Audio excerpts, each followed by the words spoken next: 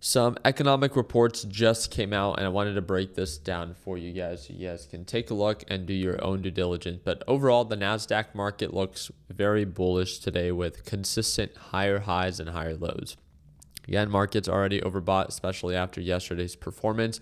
But nonetheless, the market is still pointing up. It's very easy to see. It's not questionable. It's not, oh, maybe the market's a little bearish. No. If you look at the 30-minute, if you look at the 1 hour, everything is pointing up. Market is bullish. So that's understood. That is the current market direction and current market sentiment.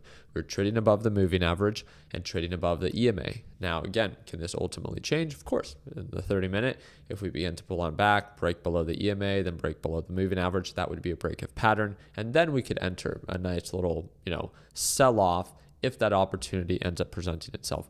We are far from that, right? Now that we talked about that, that's for the NASDAQ market. What exactly got reported today? Well, based off of the series of different economic reports, and remember, we provide this for you for free at techbutsolutions.com right under trading tools. I clicked on the Today tab, and then you guys could see all the different economic reports that got released.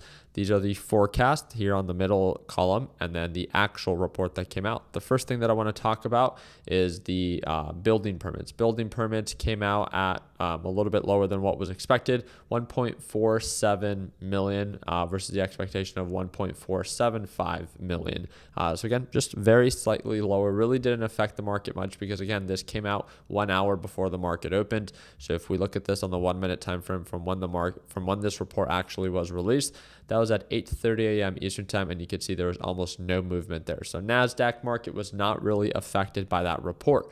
But then 30 minutes after the market opened, so we actually captured this during our live trading session, it was the new home sales. So these are the number of new homes that have been sold in the month of August.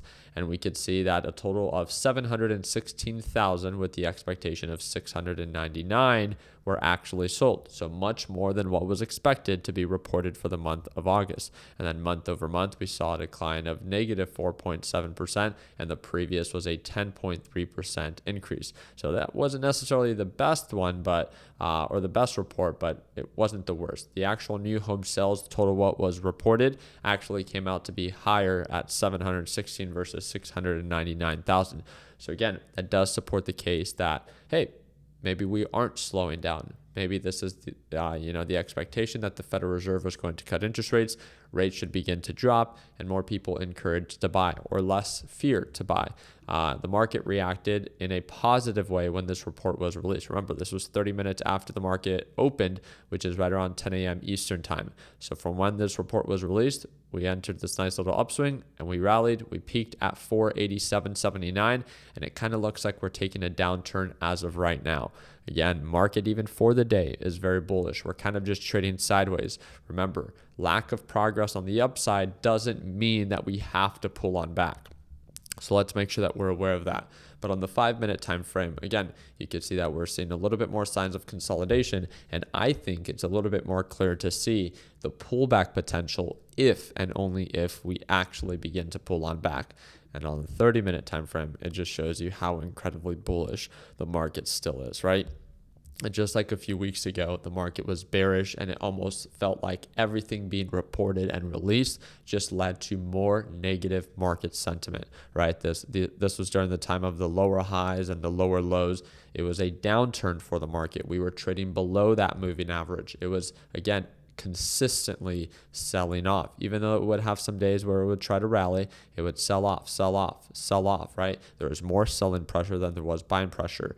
Quite the opposite right now. We're seeing more buying pressure than we are seeing selling pressure. And again, these things come in waves. So understand that as of right now, market sentiment is bullish. We are overbought, so it doesn't mean that you have to be aggressive or very heavy with your position at these overbought levels, but it's very important as a trader to understand what the current sentiment is because you don't want to choose to trade against the overall direction, kind of like how I did yesterday. But I just wanted to make sure that I update you guys on the overall day.